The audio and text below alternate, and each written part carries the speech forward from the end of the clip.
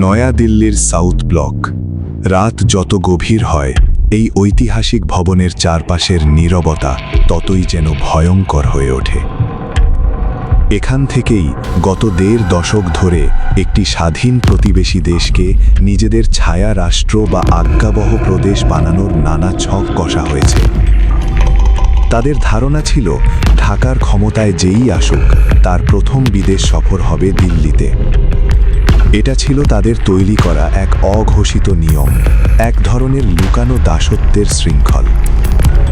১৯৭০-এর দশক থেকে শুরু করে সদ্য ক্ষমতাচ্যুত আওয়ামী লীগ সরকারের সময় পর্যন্ত এই প্রথা চলে এসেছে। বাংলাদেশের নতুন প্রধানমন্ত্রী নির্বাচিত হলেই সবার আগে ছুটে যেতেন দিল্লিতে, প্রণাম করে আশীর্বাদ নিয়ে তারপর অন্য কোনো দেশের কথা ভাবতেন।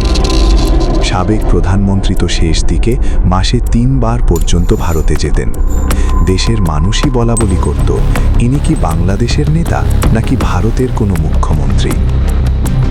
কিন্তু আজ রাতে সাউথ ব্লকের পরিবেশ একদম আলাদা।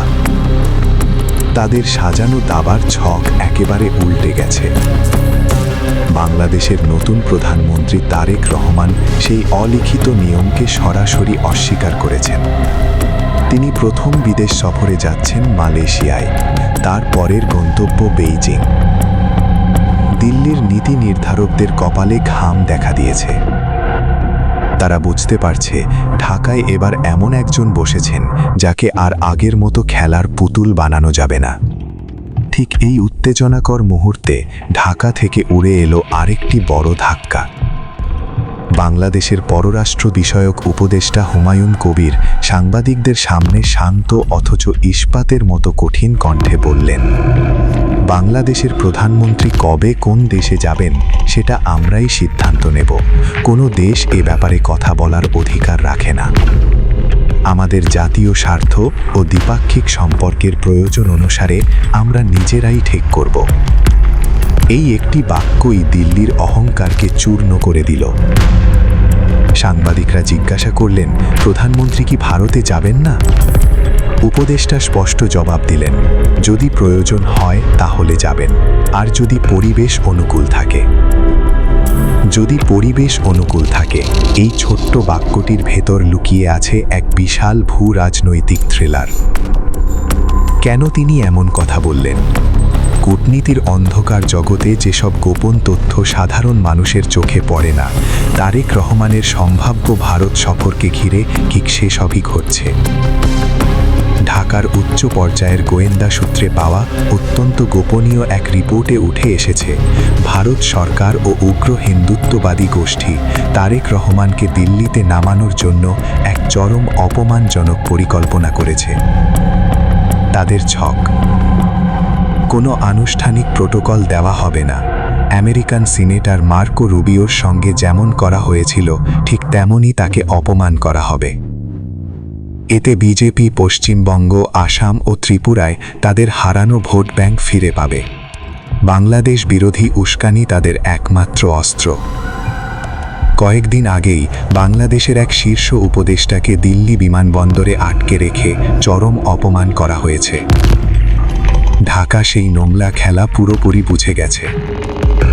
তাই স্পষ্ট বলে দেওয়া হয়েছে, পরিবেশ অনুকূল না হলে প্রধানমন্ত্রী যাবেন না। আমরা তোমাদের অভ্যন্তরীণ রাজনীতির দাবার ঘুঁটি হতে রাজি নই। এবার একটু ইতিহাসের পাতা উল্টাই। ভারতের স্বরাষ্ট্রমন্ত্রী অমিত শাহের ভাষায় বললে, ক্রোনোলজি বুঝুন। সিকিমকে কিভাবে গিলে ফেলা হয়েছিল? প্রথমে সামরিক বাহিনী দুর্বল করা, তারপর পররাষ্ট্রনীতি নিয়ন্ত্রণ, শেষে অর্থনীতিকে পুরোপুরি নির্ভরশীল করে ফেলা। ৭১-এর পর থেকে বাংলাদেশের সঙ্গেও ঠিক একই মডেল চালানো হয়েছে, কিন্তু ৫ই অগস্টের পর সেই মডেলের কফিনে শেষ পেরেক ঠুকে দেওয়া হয়েছে। এখন কল্পনা করুন একটা দৃশ্য, যদি ভারত সীমান্ত হত্যা ও অন্যান্য আগ্রাসী খেলা চালিয়ে যায়, আর বাংলাদেশ একদিন বলে, যথেষ্ট হয়েছে, আমরা সব বাণিজ্যিক সম্পর্ক ছিন্ন করছি, তখন কি হবে? ২০২৪ সালের তথ্য অনুযায়ী দুই দেশের মোট বাণিজ্য $14.2 বিলিয়ন। এর মধ্যে ভারত বাংলাদেশে রপ্তানি করে $11.1 বিলিয়ন পণ্য, আর বাংলাদেশ ভারতে রপ্তানি করে মাত্র 2.1। অর্থাৎ বাণিজ্যের লাভের পাল্লা ভারতের দিকে ভারী। প্রতি বছর ভারত বাংলাদেশের বাজার থেকে প্রায় $9 বিলিয়ন মুনাফা তুলে নেয়। গাড়ি, অটো পার্টস, মেশিনারিজ, লোহা, ইস্পাত, তুলা, সুতো সবই চীন বা অন্য দেশ থেকে সস্তায় আনা যায়। কিন্তু আগের সরকার ভারতকে বিশেষ সুবিধে দিয়েছে। ওষুধের কাঁচামালের 80% ভারত থেকে আসত। যদি বাংলাদেশ দরজা বন্ধ করে দেয় তাহলে গুজরাট, মহারাষ্ট্র, তেলেঙ্গানার লাখ লাখ কৃষক শ্রমিক রাস্তায় নামবে। টাটা, আদানির মতো কোম্পানির লোকসান হবে। উত্তর পূর্ব ভারতের রাজ্যগুলোর অস্তিত্বই সংকটে পড়বে। বছরে 6,000 কোটি টাকার বিদ্যুৎ কেনা, 5 লাখ ভারতীয় শ্রমিকের রেমিট্যান্স, সব মিলিয়ে ভারতের ক্ষতি হবে $15-16 বিলিয়ন বেশি। দিল্লির রায়সিনা হিলে আজ হয়তো ঘুম নেই। মোদী সরকারের উগ্র রাজনীতি ভারতকে চারপাশের সব প্রতিবেশীর সঙ্গে সম্পর্ক নষ্ট করেছে। মালদ্বীপ তাড়িয়েছে, নেপাল চোখ রাঙাচ্ছে, চীনের সঙ্গে সংঘাত চলছে, আর এখন বাংলাদেশও হাতছাড়া হতে চলেছে। নতুন বাংলাদেশ আর কারো পেছনের উঠান নয়, আমরা নিজের শর্তে চলব। আমরাই সিদ্ধান্ত নেব কোথায় যাব। ভাইয়েরা ও বোনেরা, এই খেলা এখনো শুরু হয়েছে। যদি এমন সাহসী, তথ্যভিত্তিক এবং চোখ খুলে দেওয়া গল্প আপনাদের পছন্দ হয় তাহলে এখনই চ্যানেলটি সাবস্ক্রাইব করুন, লাইক দিন এবং বেল আইকন টিপে রাখুন। কমেন্টে জানান আপনি এই নতুন বাংলাদেশের স্বাধীন পররাষ্ট্র নীতিকে কিভাবে দেখছেন। আপনার সাপোর্টেই এই চ্যানেল এগিয়ে যাবে। খেলা এখনো অনেক দূর যাবে। পরের পর্বে আরও গভীর তথ্য নিয়ে আসছি। ধৈর্য ধরে পুরো ভিডিওটি দেখুন, শেয়ার করুন।